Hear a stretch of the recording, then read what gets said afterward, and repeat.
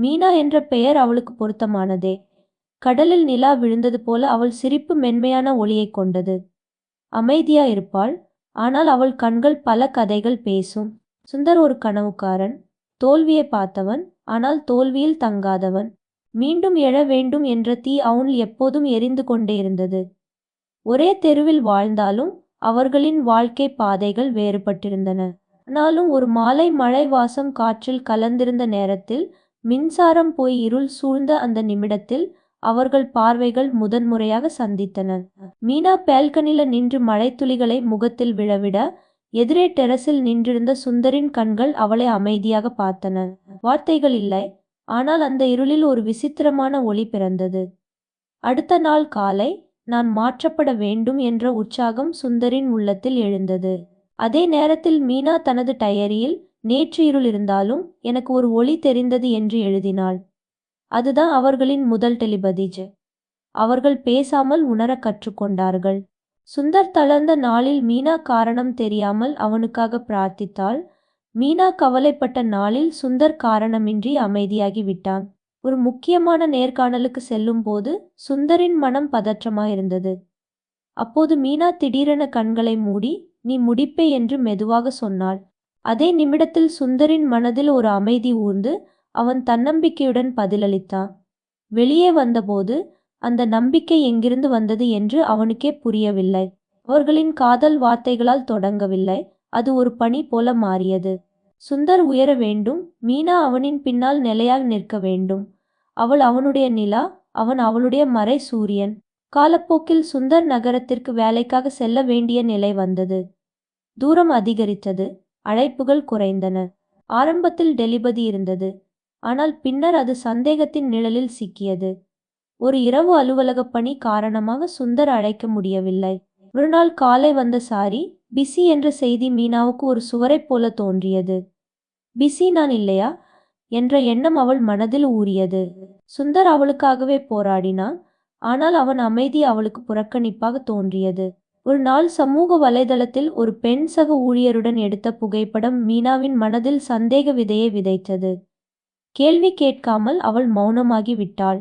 சுந்தர் அழைத்தபோது அவள் குறுகிய பதில்களையே அளித்தாள். சிறிய பிளவுகள் தோன்றின. நீ மாறிட்ட என்ற மீனாவின் வார்த்தையும், நீ புரிஞ்சிக்க மாட்ட என்ற சுந்தரின் பதையும் இருவரின் மனத்தையும் காயப்படுத்தியது. தூரம் கிலோமீட்டர்கள் மட்டுமல்ல, பேசப்படாத வார்த்தைகளே உண்மையான தூரம் என்பதை அவர்கள் உணர ஆரம்பித்தார்கள். ஒரு முக்கியமான பிரசன்டேஷன் நாளில் முன்பு இருந்ததைப் போல மீனாவின் அமைதியான ஆதரவு கிடைக்கவில்லை என்று சுந்தர் உணர்ந்தான். அதனால்தான் அவளை நிரூபிக்க வேண்டும் என்ற உந்துதலுடன் அவன் தன்னம்பிக்கையுடன் பேசி கைத்தட்டலை பெற்றான். ஆனால் வெற்றியை பகிர்ந்து கொள்ள அழைக்கும்போது அவன் மனதில் தயக்கம் இருந்தது. அதே சமயம் மீனாவின் வீட்டில் வரன் பற்றிய பேச்சு தொடங்கியது. அவள் டெரஸில் நின்று நிலாவை பார்த்து, நீ இருந்தால் என்ன சொல்வ என்று மனதில் கேட்டாள்.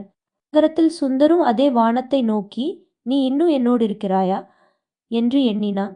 இறுதியில் மீனா தைரியமாக அழைத்தாள்.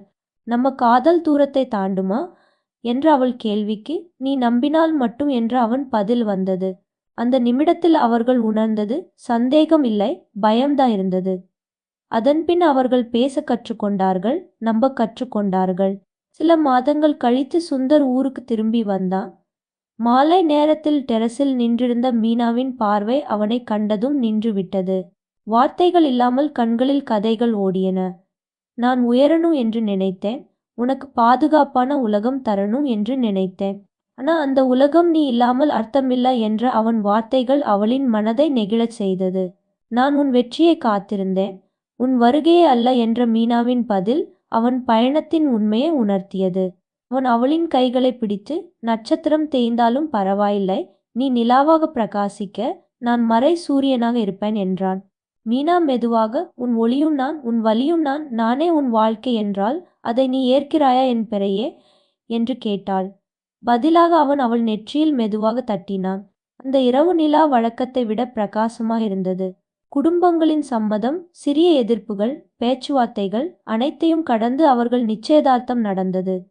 ஒரு நாள் பால்கனில நின்று மீனா, நம்ம காதல் சர்வைவ் ஆகிறதா என்று கேட்டபோது சுந்தர் சிரித்து, சர்வைவ் இல்லை, அது இவால்வ் ஆகிவிட்டது என்றான். அந்த காதல் போட்டி இல்ல, அது பாதுகாப்பு. அது உரிமை இல்ல, அது அர்ப்பணம். தூரம் அவர்களை பிரிக்கவில்லை, வளர்த்தது.